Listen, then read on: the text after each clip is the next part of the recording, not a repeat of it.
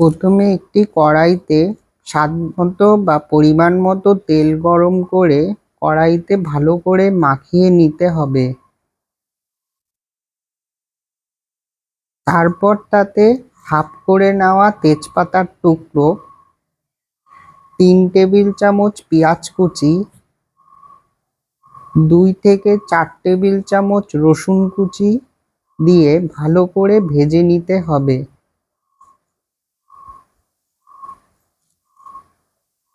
এবার তাতে স্বাদমতো নুন দিয়ে ভালো করে ভাজতে হবে যতক্ষণ না হালকা বাদামি হয়ে আসছে।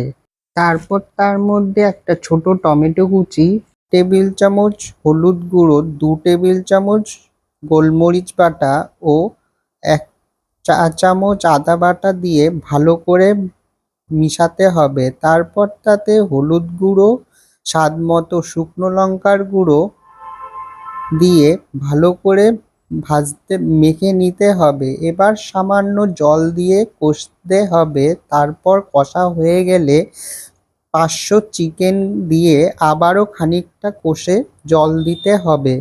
তারপর ঢাকা দিয়ে কিছুক্ষণ সিদ্ধ হয়ে আসার জন্য দেখতে হবে। যখন সিদ্ধ হয়ে জল ছেড়ে আসবে তখন আবারও একটু নেড়ে ড্রাই হয়ে এলে তারপর তাতে জল দিয়ে আবারও কিছুক্ষণ ঢাকা দিয়ে রাখতে হবে। তারপর একটা গোটা শুকনো লঙ্কা দিয়ে ঢাকা দিয়ে রাখতে হবে। এবার ঢাকা তুলে গরম গরম পরিবেশন করুন দেশি মুরগির ঝাল। রেসিপিটি ভালো লাগলে লাইক, শেয়ার ও সাবস্ক্রাইব করে পাশে থাকা নোটিফিকেশন বেল আইকনটি বাজিয়ে রাখবেন।